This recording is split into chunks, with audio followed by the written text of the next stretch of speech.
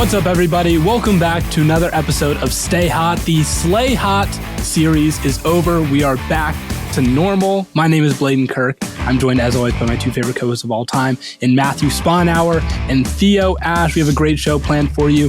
This is our New Year's themed episode, and I don't have a New Year's themed name for Stay Hot, but we're just going to do our Stay Hot Shock, recap the NFL game from Week 16. Then we're going to do a quick New Year, New Faces type segment for the NFL. But before we get into all of that, Matthew, how was your Christmas? It was wonderful. It was a magical magical. Do you have a favorite gift that you either received or gave to somebody? I think my mom got me like one of those calendars with like 300 pages, and it's like football facts on each one of them. That's cool. So maybe I would guess it's 365 pages. Yeah, it's 365. You're a couple pages. months short there, unless it ends in November. Yeah. But maybe I'll share a few of the facts on Stay Hot as we move through the year. That'd be fun. I'd like to see those. I got a camera, which means the Theo Ash bird pictures and reviews will be back since I will be out on my wildlife photography shit again, which I have not been in a while. Don't let me find your eBird account again, because I'm going to give you bad ratings. Matt is going to single-handedly destroy Theo's bird photographer career. I don't remember what you were like really upset that some of yours were 4 out of 5 instead of 5 stars. And I went and looked at them, and I thought you were rightfully mad. They look like some 5-star bird reviews to me, or bird pictures. They were. Anyway, I'm excited to get back on that grind, and I'm excited to actually Burrow had 500 yards today, so maybe I'm not that excited. I'm excited. I of course am excited. I appreciate good football even when it's Joe Burrow. Yes. It was actually kind of funny. So I got my mom this blanket, but it's not a normal blanket. See, my mom complains about being warm all the time. I don't know if anyone else's mom does that. My mom always complains that it's too warm, so she makes it really cold in the house. So I got her a blanket that is supposed to keep you cold. It's like an ice pack? No. It's a blanket that is supposed to absorb body heat. That is like interesting. It seems like that wouldn't work to me, but that's what I thought. But I bought it. I bought it for her. So has she tried it? Does it work? Because that's sick if it works. She has not tried it. I basically just totally bashed her about it all Christmas. Anytime that she like did anything and she was like, man, it's hot in here. I was like, man, if only you had something to keep you cool. That doesn't sound very jolly. Clearly you don't know me. I'm the holliest and the jolliest on the Stay Hot podcast. Speaking of not being jolly on Christmas, Packers Browns. I think we should get into that. Speaking of ruined Christmas, toxic Bladen Christmas. Killed my guy. He got posted on a big Instagram after the game. He posted some video, and the Lions commented and was like, I guess this is what would happen if you didn't win. You got crushed on Christmas. On Christmas. I've never seen anything like it. It was cool though that you got posted on that Instagram in a meme, and then all the top comments were like, that's Bladen. It's cool that people know you like that.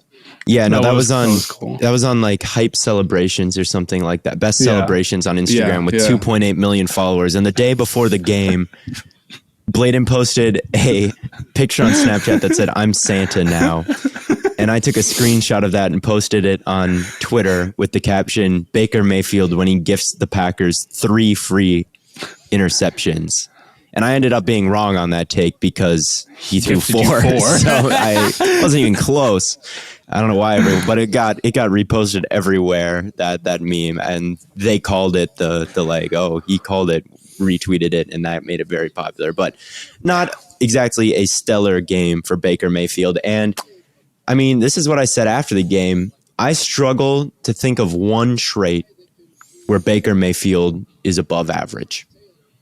I posted a video where I said, name one thing that he does better than Jared Goff. Like, other than, like, he can occasionally put a billion arm strength behind a throw. Which, like, who cares? Right. Baker arm strength throws, people always cite the one that went super far. That was incomplete. Like, that one went out of the end zone by a good amount. It's like, what Like arm strength, functional arm strength is like, it has to be on the money, instead of just like, I'm going to run 10 yards and throw this like a javelin 10 yards out of the end zone. So I don't even know if arm strength is a huge plus for him. It's fine, but it's not like he's a Herbert arm or anything. I remember his rookie year, people complained that he would just like throw the ball too hard on like drag routes. Yes. That was he like does that all the time.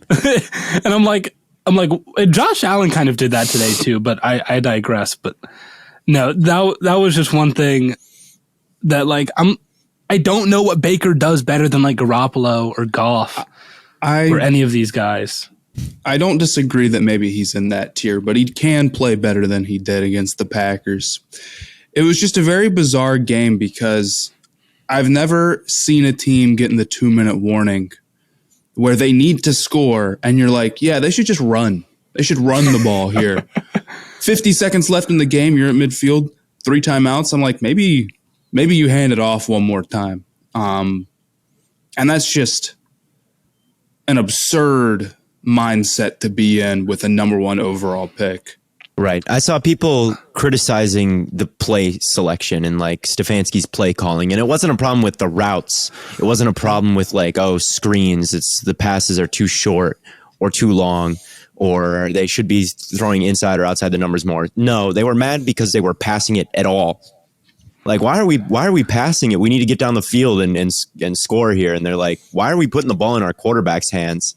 And for some reason, there was a lot of the tone there was like, Stefanski, what are you doing? Instead of, if this is ever a conversation, we just have a bad quarterback, a bad one. And mechanics, I mean, that pick he threw, he was targeting Landry, I think, in the red zone, and he sailed it over his head.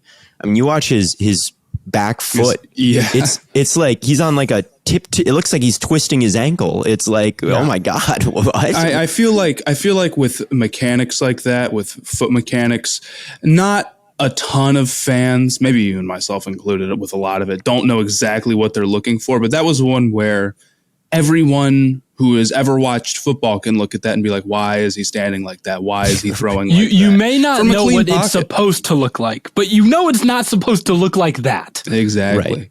And it's year 4. It's year number 1, 2, 3, 4. And it still looks like that with him, where it's like, dude, what is your lower body and upper body doing right now? Why is that not in sync and looking like the other quarterbacks? And it's like, why did you make these decisions? And why do you take sacks sometimes when you shouldn't? And it's like, he's definitely capable of playing better than he did. I mean, this was the first time ever that he's thrown 4 picks. This was probably his worst game as a pro.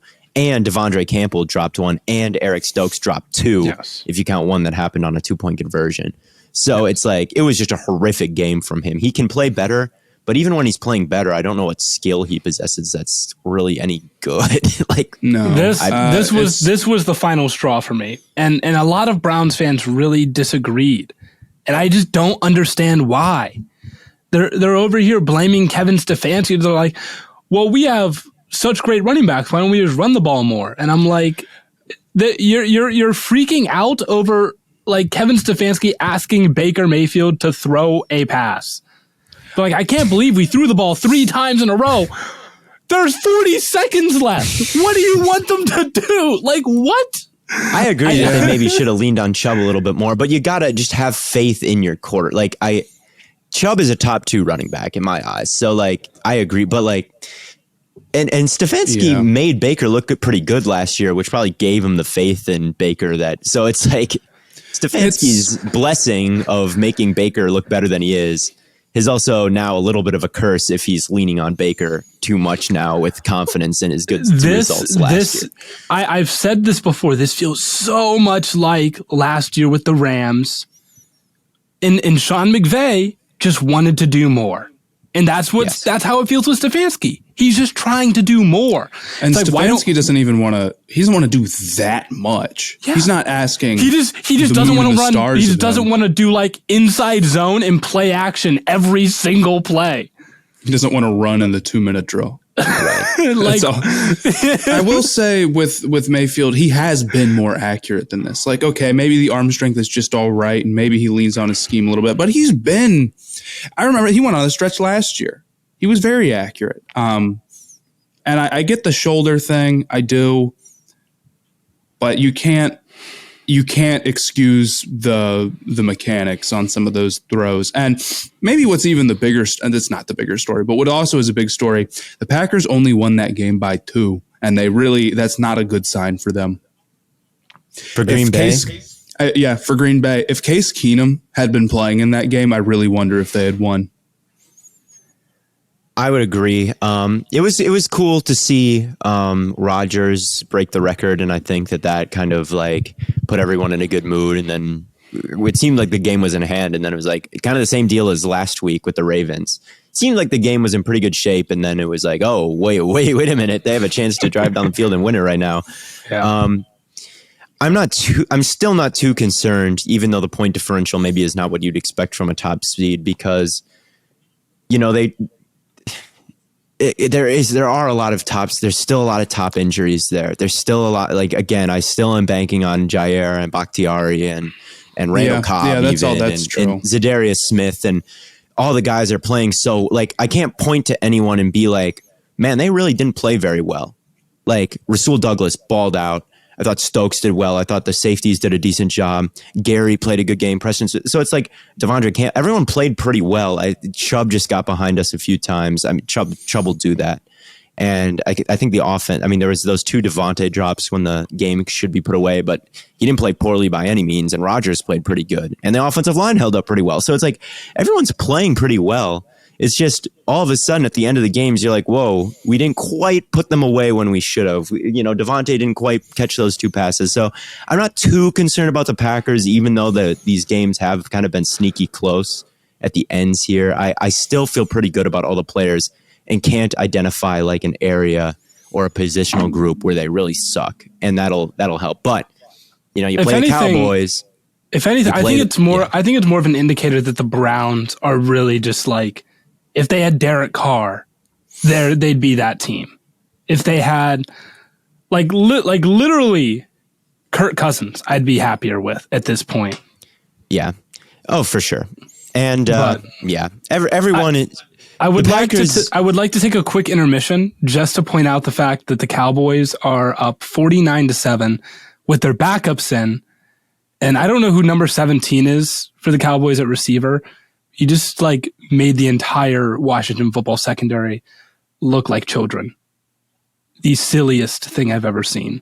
All right, well, before we get into more Cowboys, because they are just totally annihilating the Washington football team right now, do make sure that you go rate us on Spotify. Their new feature allows you to rate podcasts. Make sure you leave a 5-star rating there. We gotta rise on the Spotify charts again, man. We debuted at number 1, took down Barstool. We got to get back up there. And we were talking about the TikTok earlier. Make sure you follow us on TikTok at StayHotPod for some great content there as well. I just posted a video bashing some NFTs, so if you hate NFTs, you'll like that video. Or if you like NFTs, also watch it. And then argue, leave lots of comments talking about how much engage with it as much as possible. Yeah, engage with that video no matter what. But the Cowboys, they are. I don't even know there is no word for what they're doing. It was 42-7. Like, this is disgusting. It was 42-7 at half. Like, and there's no way Cooper Rush is 2 for 2 with 70 yards and a touchdown. This is tough. I'm telling you, it's bad. Cowboys are dangerous, and we've been saying it. I know me and you, Bladen, have been on this since preseason, that the Cowboys are I've been on it since last year.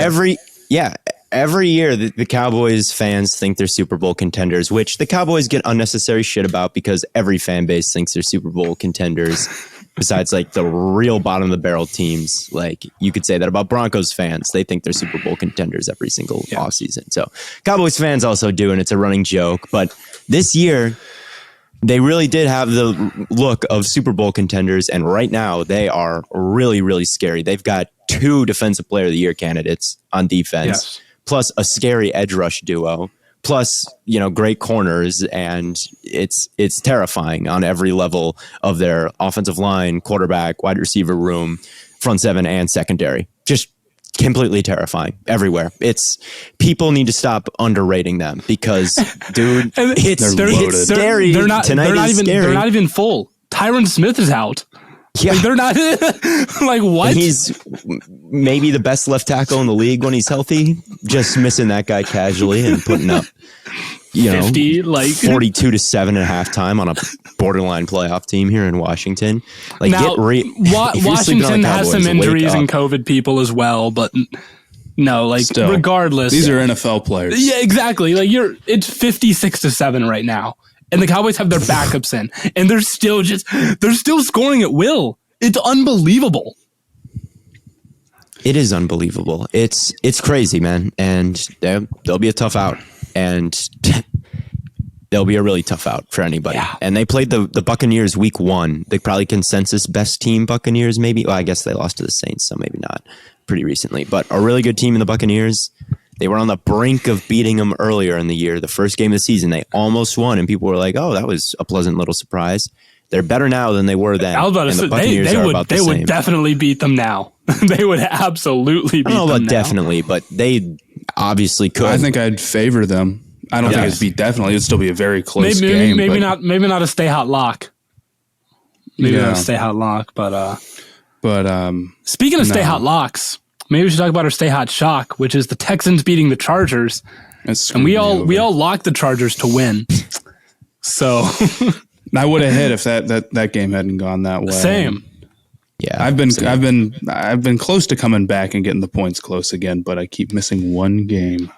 And that was a tough one to predict, but the Chargers run defense strikes again. There was a point in this game where I think it was Freeman was the last name. Maybe it was Royce Freeman. Is he on the Texans now? Royce Freeman, yes. Is he on the Texans? He is. He had a touchdown where he broke a bunch of tackles. He had hit the spin move and carried some guys into the end zone. And I think that was Burkhead. I think that was Freeman, and it got called back for penalty, and they moved back. They moved back, after the holding penalty. Very next play, they just run again. The cornerback 26 takes a bad angle and Burkhead scores the touchdown. So it's like you allow this long touchdown in the red zone, then they moved back and you just allowed another long touchdown. Yeah. And Burkhead had 2 touchdowns on them. He had, I think, about 100 yards total or so. And it's just their run defense kind of got him again. And Herbert didn't play great. And Davis Mills played a solid game. And the Texans. That was a good use of a 3rd-round pick. That's what I'll say about Davis Mills. Like, they have 4 wins right now, Yeah. They're 4 and we expected them to be like 0 for 1. yeah, like maybe 1 win. Yeah, and Mills, I think, has pretty clearly played the second best of any of the rookie quarterbacks. I mean, statistically, he's there, and it's not like he got drafted into a good situation at all. If Lawrence was drafted in Houston at the number 1 overall pick, and everyone would be like, "Oh my God, you're screwed in Houston." Yeah. And he turned in a season like Mills is having. People would be like, okay. Here's an interesting tidbit about Davis Mills. He had to go to Stanford. You talk about how important it is, like, to be a smart quarterback. Dude went to Stanford. Yeah.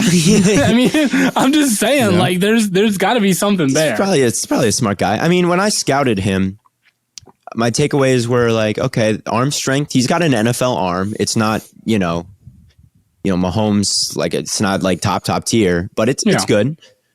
He anticipated things well. I thought, like, there would be times where he wasn't just see it, throw it. He was like, oh, throw on this before the guy breaks. But my problems with him were he couldn't really move all that well. And he would just have some just horrific accuracy issues. But I mean, this year he's one of the better quarterbacks in football in the red zone, which is where windows are tight. And those are some of those difficult throws you have to make. He's been good down there. He hasn't been embarrassing. And in a draft class where all the quarterbacks are pretty weak and the Texans probably aren't going to have a slam dunk guy, I'd probably run it back next year if Watson's not going to be there. I was about to say, you're probably even if Watson clears his issues, which there's no guarantee he does. Yeah, like I still don't imagine he's on the team next year. Yeah, I mean, he wants out of Houston regardless. That's what I'm saying. He wanted to leave before everything. There's no way he stays. I doubt. Nico Collins, I think his name is, the wide receiver out of Michigan. Yes. He's nice. He's a nice young wide receiver. Cooks is good. They've got some nice pieces on the offensive line. It's not a total horror show in Houston. Like, it's bad, but it's not a total horror show. Although I don't think Cully is the greatest, and the defense doesn't have nearly enough pieces. But it's 4 wins is more than I thought. I thought they were going to be the worst team in football easily, and they're not. No, they just haven't been. They haven't been the disaster that like a Jacksonville has or a Carolina has after their first 3 games to cause them to be that bad. Fair. Yeah. So that was a nice win for them. I thought, Herbert couldn't really get much deep. He loves to hit those deep shots, and they just weren't really there. Check down. There was a pick 6 to Cook where it was a miscommunication, and Cook settled down in a zone, and I think he probably should have kept running because he was running away from this guy. And it was just a rough game all around for the Chargers. And their run defense is really, really scary to me once we get into the playoffs, because you run into a good running team, and there's a couple of those guys in the AFC. It's probably over for them right then and there. Well, speaking of teams that have had disaster classes, Matt, do you want to talk about the Panthers, or is it still too painful? I mean, they've not been this sad since Super Bowl 50. It's so depressing that this is the way that this is going to go. The game wasn't even the sad part. It was Cam's press conference. Dude. And he went and he didn't need to stick up for Matt Rule. There was no need to do that. I couldn't believe that. And then Matt Rule's giving out these ridiculous Jay-Z, whatever the hell he was talking about. And he's like, I told the locker room this Jay-Z quote. If you told the locker room that, there's no winning them back. Have you ever seen Succession, the show? I don't think either of you guys have. No. That sounds like something Kendall Roy from Succession would do. Like after, the team loses and he's doing some embarrassing shit, and no one likes him, and everyone can tell he's like an asshole. He goes in and like starts talking about like Jay-Z and like how there's a really good culture here. I like what we're building, even if other people can't see it. That's such a Kendall Roy thing to do. I'm going to make a Succession reference. Does he actually think he gets 7 years to get this right? He wasn't saying, I will defend him. He wasn't saying that in the sense, it's like, he just was saying it took a long time, not that he's going to take overnight 7 years. Successes take a long time was the message. But it's, you can live with rebuilding, but you have to be building. You can't get worse. The Panthers are in a terrible situation this offseason, so no one can buy that. And it just sucks because the Panthers failed Cam for the last decade or so. And no matter what I say, I will not be able to convince 85% of people that that's true. And they will always see it as the other way around. And Cam coming back after them like literally pretty much lying to him is so ridiculous.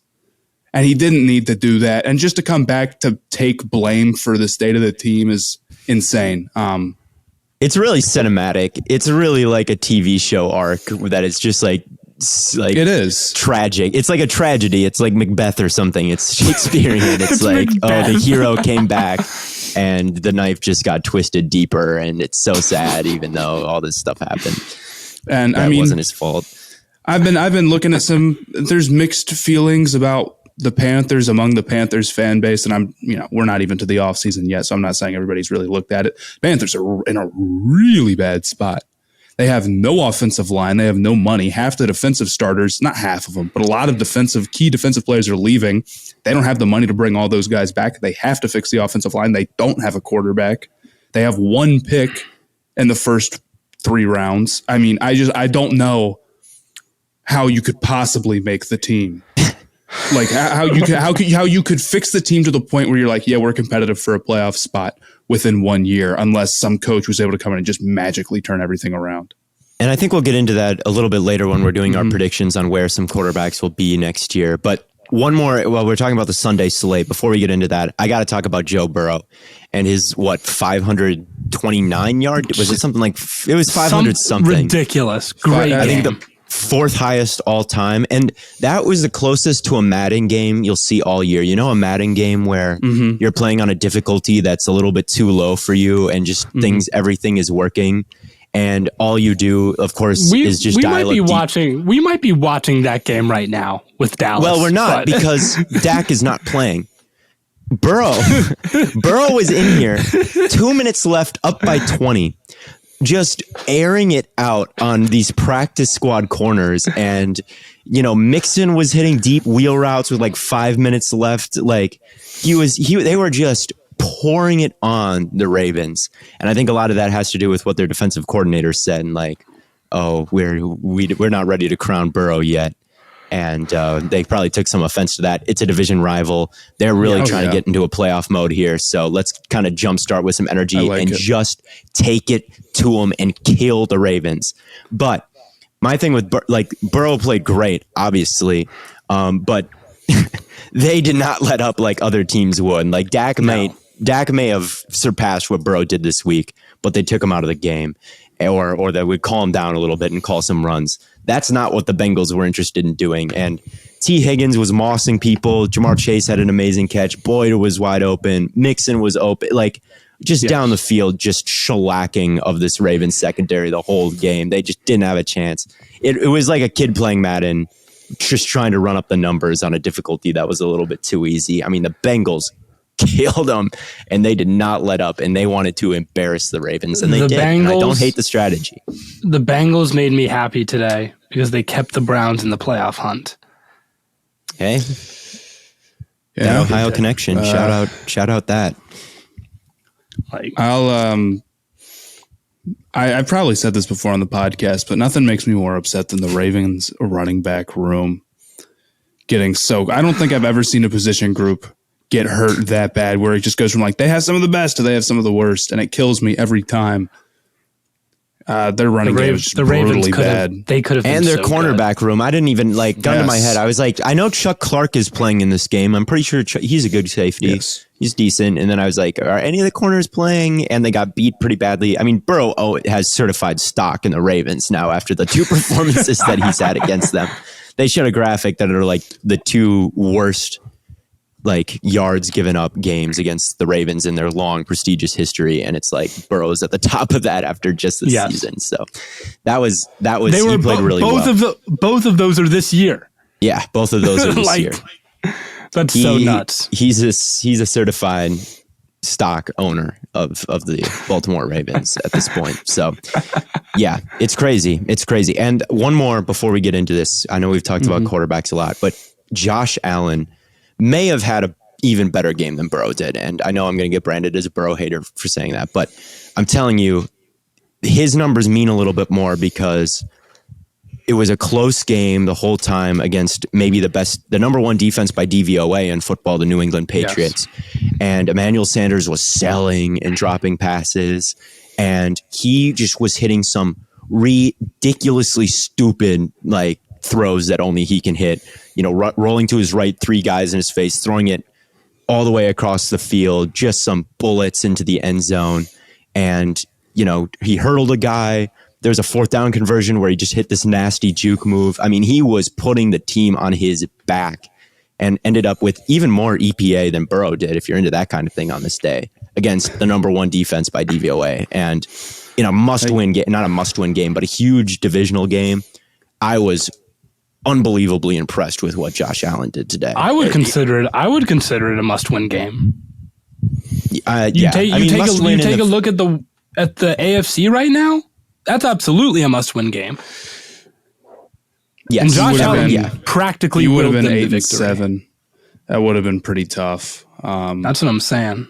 Although I think that still would have had them in the playoff, right there. Yeah, Chargers losing made it a little bit better, but still, it was a huge game, and to have that kind of performance against that kind of defense was crazy impressive. And the throws, these were not nothing throws. These were not open receivers. These were difficult arm angles, covered guys, big runs. I think he had 60-something rushing yards. When he did he was have lights open out as well. Every time he had open receiver, it felt like it was dropped. Yeah. No, it was a crazy game. So shout out Josh Allen for that. And Mac Jones also horrific, played really bad. I love to see that. My favorite. I don't know. It's this right here is my favorite He's a rookie, thing, but ever in the history of forever. He was really not good.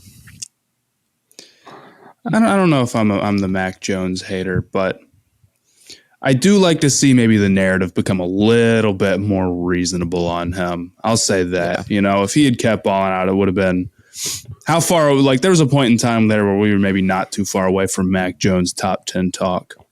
Yes. And Mac Jones offensive rookie of the year talk, which I think is silly, and I don't want comeback player of the year and offensive rookie of the year and MVP award all to be quarterbacks. That's just stupid to me when Nick Bosa should be comeback player of the year and Jamar Chase should be offensive player of the year.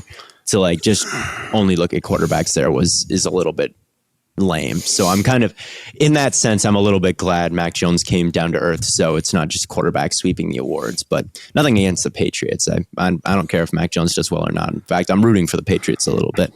I like to see Belichick win without Brady, to be completely honest. I'm rooting for Belichick, but I'm rooting against Mac Jones. So it's a tough spot to be in. You know who I always root for, though? Who? Jalen Hurts. I did not watch that game. If you watched it, feel free to fill us in on how it went because I don't know. I just saw the final score. I know that Devontae Smith played really well. Devontae Smith had a great game. I root for Devontae Smith too, mostly because he's me. But no, Jalen Hurts, good player, good quarterback. I don't care what anyone says. And I think he's kind of in that Davis Mills kind of range where maybe you could probably upgrade and the jury's still out, but with the incoming quarterback class, you probably stick with him through the coming storm that is not many available good quarterbacks. I think that's where I'm at with him. If we wanted to get into the sort of quarterback carousel that's going to be going on this offseason, there's a lot of teams like that. That's what this draft class has created. And I almost think that this draft class is being a little bit underrated now. To the point where it's like, there's no quarterback that a team is going to try to make their franchise guy. Well, I don't know if that's true.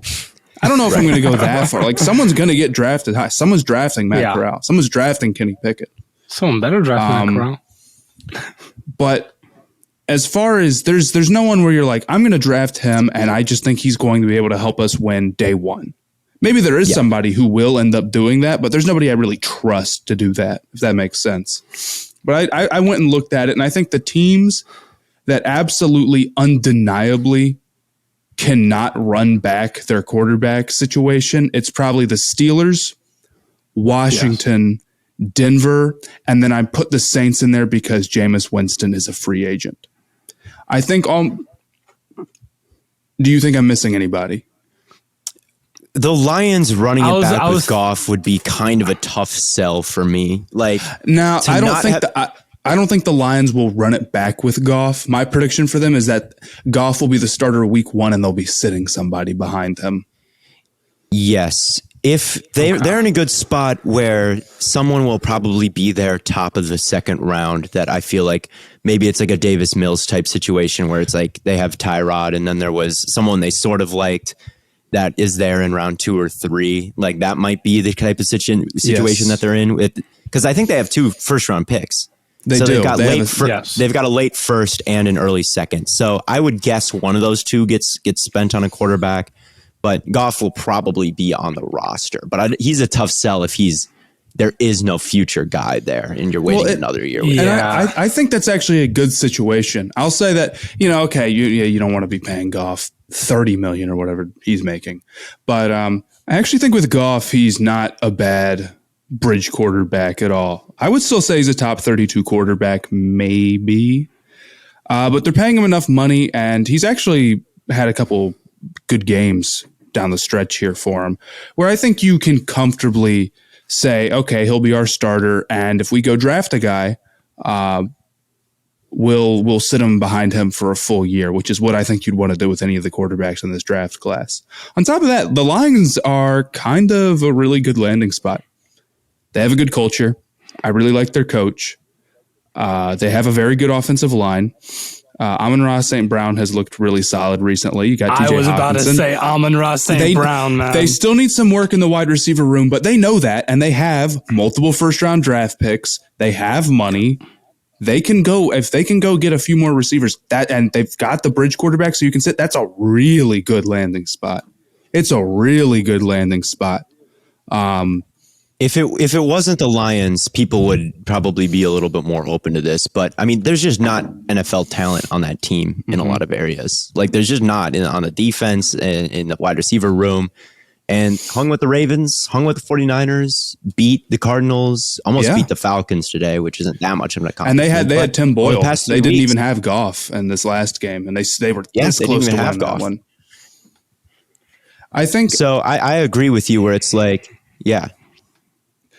So I think I put the Lions in the run it back category, but draft a guy. But there's just a lot of like what are the Giants going to do? If they love the Giants, kind of strike me as a team that maybe goes for a quarterback. They've got 2 top 10, so they can draft a quarterback and they can still go get a big prospect or whatever. But I've been seeing some rumors that they're going to stick with Daniel Jones because they really don't like the quarterbacks. I was about to say, there have been reports that they're going to run it back with Joe Judge and Daniel Jones.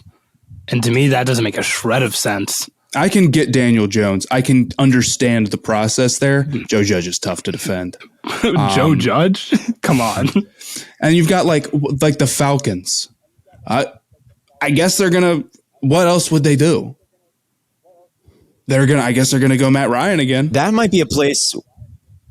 Yeah, I don't know either. They're another thing. Like if Malik Willis was gonna go anywhere, like maybe that's a team that can take a flyer on him because I don't even think Matt Ryan is that horrible right now. I think he could be a Phillip Rivers for some team. Like he was with the Colts last year. Yeah, I don't know if that happens next year because if they want to move on, they would have to eat some dead money. But I could see that happening to Matt Ryan, or I see them maybe keep him and draft someone like Malik Willis. So, yes. There's a lot of teams where it just makes more sense to move on next year, even if it's maybe outlook not great at the moment. Some teams you just have, I guess the Browns are going to go with Baker again. They owe him $19 million. They don't have that much cap space. What else are they going to do? It's like the idea of like, okay, I think Derek Carr or bust? I think Russell Wilson is a chip that may fall.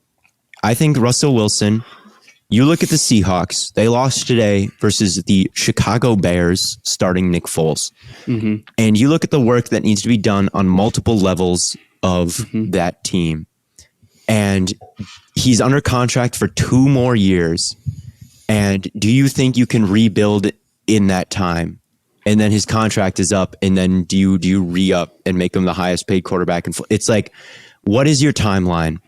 And if your timeline is we aren't that good and won't be for a while, and there's all these teams that maybe could use a quarterback right now or don't have an answer and maybe want one right now, like the Browns or even the Giants to some extent, thought they kind of went all in this offseason with big signings, and they just didn't quite have the guys they thought they did, but they might still be on a shorter timeline.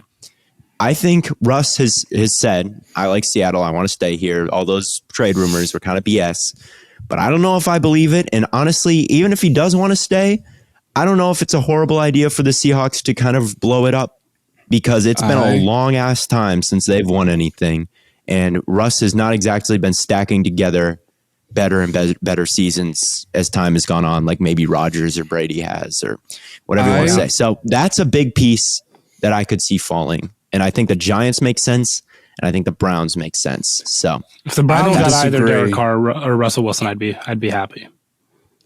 I don't disagree, but the two things with that is number one, any quarterback, and it's like, okay, well, this team will fill their need by trading for another quarterback. Well, then that opens up another quarterback problem for another team outside of, I guess, Watson or maybe Rodgers. Daniel Jones.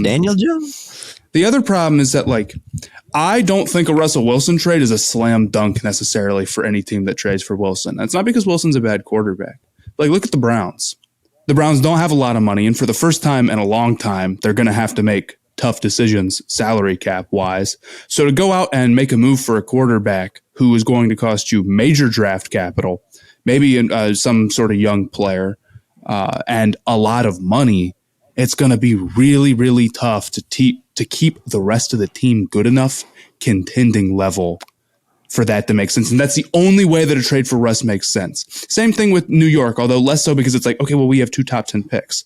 You still have to pay him a ton of money. So if the rest of your team is not figured out and you're giving up all your picks, it's putting you in a really, really tough spot. I think about, maybe to a lesser extent, the Texans with Laramie Tunsil and that type of deal where it's like, he's a really good player, but you're not close. I don't know if you're quite close enough for that to make a world of sense. Russ is really good, so that's why maybe a team could talk themselves into it, and it probably would make whatever team traded for him better.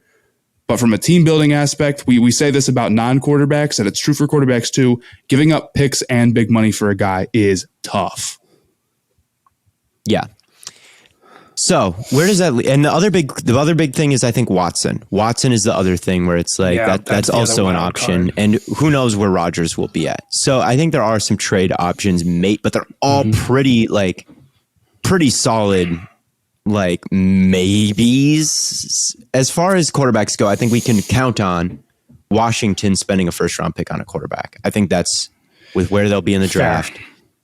Whoever their QB1 is, I think it makes sense for them to sign that, to draft that person with where they'll probably be at mid-first round. I find it hard to imagine that the Panthers leave the draft without a quarterback unless they make a trade for Watson or Wilson, I guess. But the team is so far away from being competitive, and you only have one real pick this year, and then you would trade that, and you don't have much money. I mean, the rest of the roster would be so brutally bad if they traded for Watson. And I know with Watson it's different because you can talk yourself into it being a long-term thing. It would be really tough. It would be, but it almost reminds me of the Bears a little bit last year, although the Bears were a 7 seed in the playoffs the year before, but everyone knew Nagy was on thin ice. Everyone knew Trubisky was not it. And it was like, we need to do something. Otherwise, we're going to be fired. If we don't get results, we're going to get fired. If Matt Rule is back next year, which isn't even a guarantee, where it's like, we just have no choice but to get an answer at the quarterback position. Otherwise, it won't matter what kind of position we're in for the future because we're not going to be a part of it. So I think that reality will start to set in pretty damn quick this offseason. And it'll be like, we may not have the offensive line we need. And it's just kind of a perpetual mess. But if they have Darnold they can't have Darnold as the week 1 starter next year. It just can't happen. And it's the exact same problem. Darnold is owed $18 million, completely fully guaranteed. What do you do with that? And we know the precedent has been swallowed. A second round draft pick that they don't have because they traded it for Sam Darnold. Yep. You have to swallow that. Trade back. They have what? They'll end with a top 10 pick. You trade back, and then you get a guy, or you just stay at 7 and draft whoever QB1 is. You trade back. You offer the team with like the 16th pick, the 5 and Sam Darnold for the 18th pick.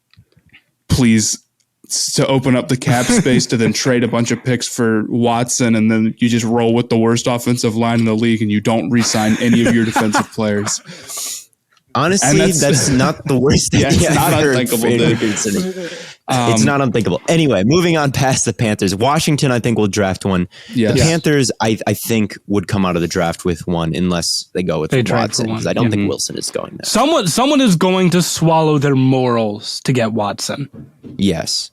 And Falcons, I could see them. Willis to the Falcons, and maybe it's just I'm thinking of Vic, and Willis is kind of Vic-like. And I believe that he was an Auburn guy, so there's some Georgia connections there.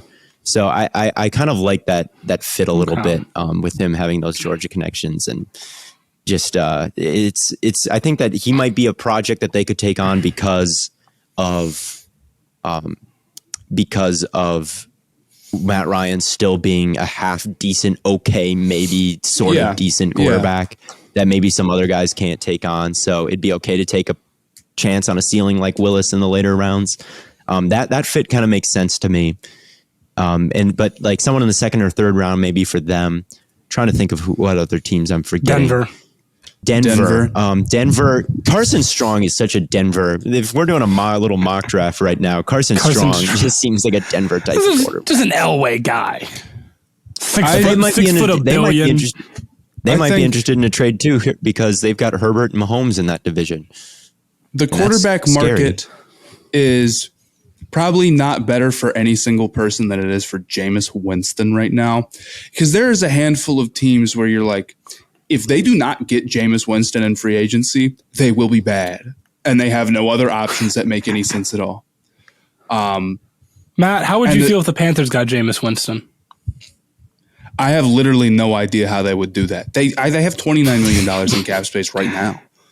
It would have to be trading away Sam Darnold, sending like, I don't know what I want. The league might be super low on Winston though, because I mean he got basically 2 contracts in the last 2 years that were pennies for a guy who's not that bad. So maybe people just around the league don't like the guy. I could see maybe that happening again.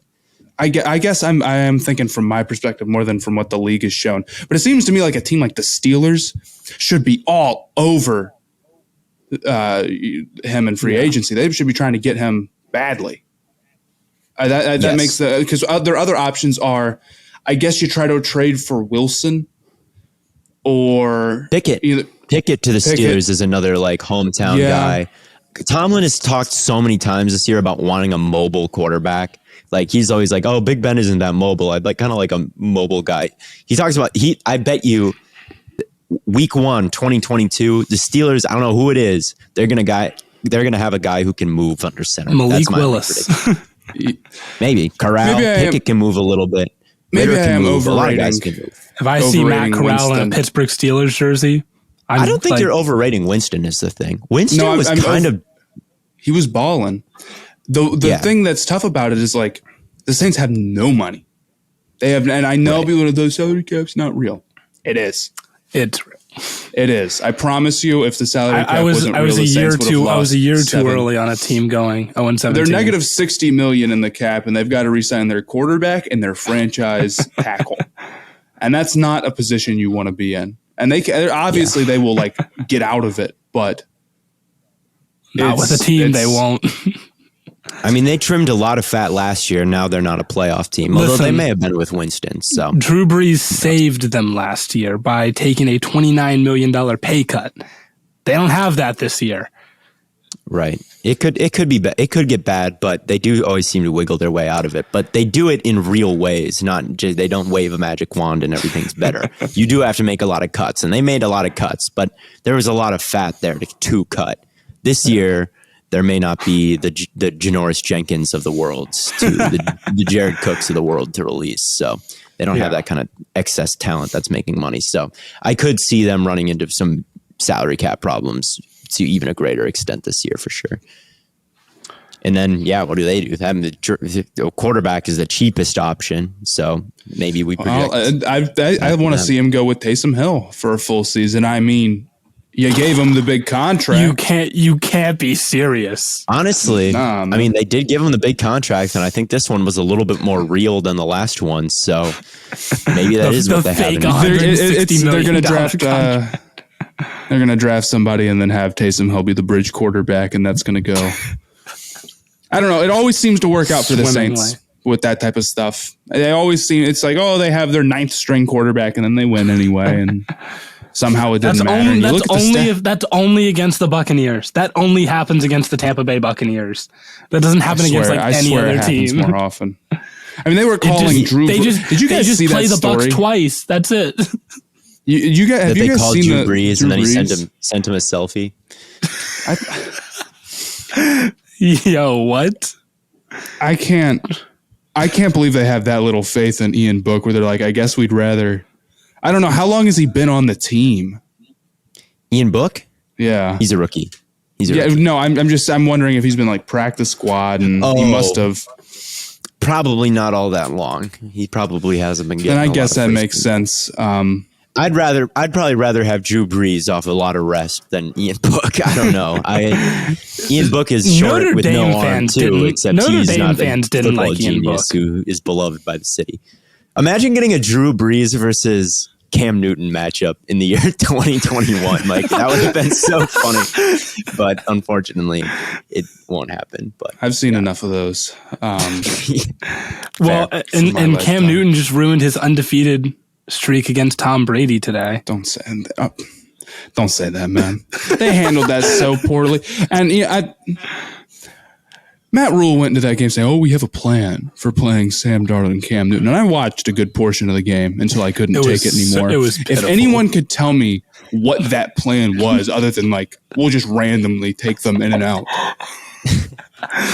I've never seen anything like this. Where they're just like, we're going into this game, and it's like a preseason game, and we will just play multiple quarterbacks whenever. And when we get in the red zone, maybe Cam comes out, maybe he doesn't. Sam Darnold had a 60-yard pass, and then they like benched him. It made no sense. I watched 2 plays of that game. All right, I flipped it on to Cam Newton throwing a screen pass. Where it was an RPO, like an RPO screen, and then the very next play, I see Sam Darnold out there, and he gets sacked. And I did not watch another play from that game. It was enough. I did not make it all the way through. And they didn't give Cam, knowing this is probably it for Cam, unfortunately, they didn't give him the final drive in Bank of America when the game was far out of hand. Just lame team. Sad. But I don't mean to take it back to the Panthers, but lame team. It's okay, All Matt. right. You have a right to be sad. Are there any other teams that we think? I would maybe throw out. I think we've covered them all. Detroit probably drafts someone with their second first-round pick or early second. Yes. Houston probably runs it back with Davis Mills because they might have something there. Yeah. Carolina, we have no idea. Washington probably drafts someone in the first round. Atlanta probably goes with someone maybe a little bit later, maybe not with where they'll pick. Although if they pick in the late first round, maybe they really will. I could see them drafting someone. Denver, we see drafting Carson Strong because he's a tall white guy. New Orleans, we see rolling with maybe Taysom Hill because that's, there might be their only option. Yeah. Pittsburgh, maybe drafting Pickett or some other mobile guy. Yes. And Eagles stick with Hurts. Yes. And I think that's pretty much the whole rundown of teams that could use a quarterback. That is the new year. And the Browns, trading for someone potentially. The Browns, yes. The Browns, Derek Carr, Russell Wilson, if they go into the season with Baker Mayfield again, I riot. Or maybe Jordan Love. Maybe if Rodgers stays and re-ups, if he wins MVP, he deserves it this year. Maybe it's like, hey, let's try to have some Brady. No. You can maybe play into your 40s. Jordan Love Panthers are trading for Baker Mayfield, unfortunately. Or Jimmy Garoppolo. Or they're signing Mitch Trubisky to come in the quarterback room or something. The Browns would be the team to eat Sam Darnold's cap space. They would do that. They don't have the money. I know, and they would do it. Garoppolo might not be a horrible option for the Panthers because if I remember correctly, his contract is not a horrible one to eat.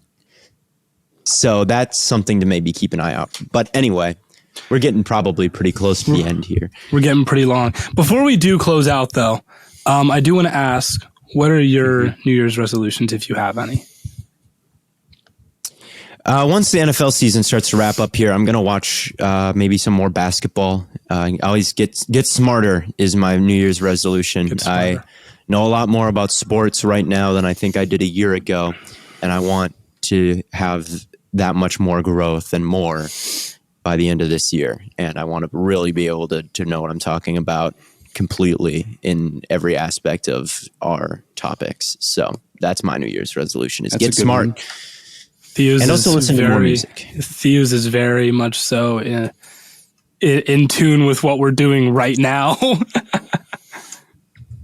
I don't know if I have a New Year's resolution. I got to think of one. What should my New Year's resolution be? I've never been one to make New Year's resolutions. It's usually just like I notice an area in my life I need to improve. And then as soon as I can do that, I do that. Yours should be get on a live TV broadcast somehow. in some way. And by live TV broadcast, do you mean like The Bachelor or The Bachelorette? Is that what you mean? Just something on live TV and you're there. And not as just like in the background, like look at me, I was in the back. Like it's blatant. It's blatant on TV. Yeah, I agree. Like, should we try and get on Ellen? Is that what we should do? Something on TV. So they show our face on some sort of TV thing. And if that by the end of the year, we try to go global like that. If I had a New Year's resolution, I guess it would be to be healthier. I've been having like really bad migraines, It's so vague. No, like I don't know, maybe like sleep better. I don't sleep a whole lot. That's a good one. So like sleep less is my resolution. Yeah, I need to sleep more. I do not sleep. I go to bed at like 4 a.m. every night. It's bad. I've got limit my screen time. That's going to be my go-to. I tried that. Being on your phone. A professional TikToker over here. Yeah, it's like, but there's really ways. hard. There's a healthy mix. Saying it's my job, so I can sit on my phone as much as I want. It's like, yeah, but I don't need to scroll through TikTok for as long as I do to make I want to bird watch TikToks. more, but my camera's a big part of that. I think that was just a byproduct of not having my nice camera. I'm going to sleep more. I'm going to eat better. And I'm going to, and by eat better, I just mostly mean like reduce sugar. You're going to pull Billie Eilish. That should be. Bro, Billie Eilish, I don't need to get into Billie Eilish. You're gonna but Billie date Eilish a girl is named Sophia. Billie Eilish is the wife. I promise you that much. All right. I was aim high. looking on ESPN. I thought you might find this funny. And I went to the college football page, and the top story is momentum real? An in-depth investigation of sports' most overused term. It is overused. Oh my God. I was listening to the Vikings broadcast, Vikings versus Rams, and verbatim I heard the color commentator be like, just when we got the momentum is such a huge thing. We get it and then we lose it, and we get it and we lose it, and you've got to keep it because it's such a big deal, but we keep losing it. Talking about the Vikings. Like once we get it, we keep losing. It's like, well, maybe it's think about what you're saying there for a little bit. Yeah. But yes. Anyway, I had one more funny story, but I forgot it. So maybe I'll remember it. And I have one more story. And it's that, so I was at Christmas lunch. It wasn't really a dinner. It was a Christmas lunch. My family at this restaurant downtown Columbus. And I got recognized by the guy that was running our food. It was really bizarre. And like I normally when like Matt knows, I really like getting recognized. It's my favorite thing in the world. But I know that too. Well, I'm saying, I guess you have seen me. You have seen me get recognized. I think it's because you're more of a Browns icon in a Browns city. You are a Browns icon. You're very much a Browns guy. Like I'm a Packers. If I was more of a Packers guy in Green Bay, I would get recognized. But you get recognized a ton. Maybe, but usually if someone recognizes me, they don't talk about the Browns. So you just say like Lemon Boy or something. But this guy, the lemon icon, lemon icon. But this guy's like, he's running our food and stuff, and then all of a sudden he's just like, "Yo, like I love your TikToks." And I like did not know how to respond for the first time. It was very we get recognized, and no one ever tells me they love my TikToks. They're always like, you're so wrong about this or that. It happened at the game we were at. The kid behind us, they're like, "You're Lemon Boy and you're Matt," and then they were like, with me, they're like harassing me about Tony Pollard and harassing me about momentum. The second guy, like. No one ever tells me I love my they're just waiting for the chance to argue with me. It's funny. It's a reap what you sow type deal, I feel like. Everyone, I went to like a whole high school football thing, and everyone there was just like, "Yo, we hate Theo." Like that. You know what? You do get too much hate, Theo. You do. Every once in a while, someone will be like, "Is he just saying that to make people mad?" I'm like, "No, that's a valid opinion." Burrow, I gotta like people don't realize that Matt and I oftentimes agree with Theo. Like, right. I just don't say anything sometimes when I agree. I'll let you take the heat none of for my that. takes. I hope everyone can respect this. none of my takes are for attention. I 100% believe that shit every he time. Does. And it may come off as hating or doing whatever. Some of it I lean into a little bit because I think it's a funny bit to just be absolutely hated, which maybe, I dig my own grave a little bit with, but it is funny. It's I did that with the Saints. It's okay. Yeah, they're dying to fight me. So yeah. Anyway, but other than that, that's all I'll say. I think that pretty much wraps things up for us. As always, tons and tons of content coming away on all platforms. Make sure, again, you go ahead and rate us on Spotify. Give us a 5-star there. Because Spotify now allows you to rate podcasts, and that's really cool. We will not be back for the Friday episode once again because this is the New Year's episode. It's a holiday, so this will be the only episode for this week. It was a bit of a longer one, and we'll be back next week for another early Monday episode to recap Week 17. And then, I think that's pretty much it. Don't miss out on all the great content coming your way. As always, from Corn Boy, Gambling Addiction Boy, and Lemon Boy, here are the Stay Hot shout-outs, and we'll catch you on the flippity flop. What's up? This is Kevin from San Jose. Just want to come back and say that as a diehard Oregon Ducks fan and Dolphins fan, Tua is going to win a Super Bowl before Justin Herbert as long as Justin Herbert is on the Chargers. Thank you very much. God bless you. Bay Area, all love, baby. One love. One love. This is Ryan from Virginia. I'm so sick of being a Washington fan. They give us just enough hope every year to stick around and then just break our hearts. How is the defensive line more focused on fighting each other than stopping Dak? How in the world does he have 350 yards at halftime? It's just so embarrassing. This organization's a joke. I'm so done. This is Victor from San Jose, California, and the Raiders suck. We've known this. They still suck. They nearly lost to a Nick Mullins-led Browns team. And Bladen, I don't know why you love Derek Carr so much. I can't wait till he goes to the Browns and he proves he's just an above-average quarterback that will never raise his teammates to play above what they are. And since all the Browns wide receivers suck, he's not going to be good. I hope you enjoy that. And when we get 2 first rounds for him, I'm going to love life.